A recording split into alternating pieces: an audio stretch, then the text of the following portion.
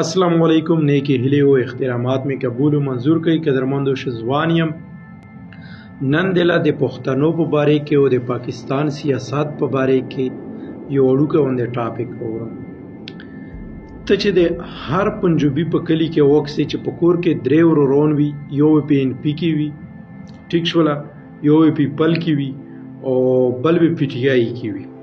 پوه شولې چې په کور کې څو کسان وي، هغه په مختلف پارټو کې وي.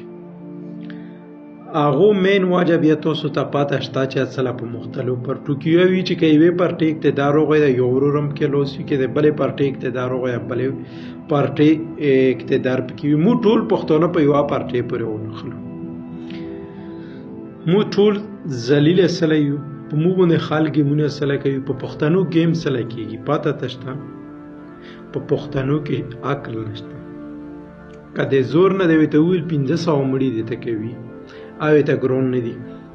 که ورته وویل چې مورچه اخیستل دي، او ورته ګران نه دي. خو چیرې که د سیاست د خبرې نه دی ورته وویل، دوامه خبره یې جاهلتوب وي. جاهله خبره وي د خولې نه راوځي. زه په خپله پښتون یم او زه دا خبره ډېره د افسوس کوم چې په اسلام آباد کې په یو لیډر باندې کیس هلته درج شي. دلته کې روډونه تاسو بندوو. په پنجاب کې سره هلته څوک در نه کوي نه د حوالې سره. تاسو خپل کوربوري لیول ځان ته باند کو، روډ باند کو، احتجاج وکړو. دا کومه طریقه شوه؟ مادان یې ټول پنجاب لسی، سیاسندان ټول د پنجابیان دي او بندوو تاسو پښتون. تاسو پښتونخوا بندو. کم چې د امن مارچ اولې سره کم مارچونه په دا باندې په کور دي چې ټوله پښتونخوا بند شوی وای. اوس ګوره پرون په عمران خان باندې یو کیس اعلان وشو چې یاره دا ګرفتار کړی شي. نو موږ ګوره د میډیا کتل مولا ډېر افسوس راغی. د ټولو نه پهله پښتانه بس یاره څه دي، موږ سبا روډ بندوو،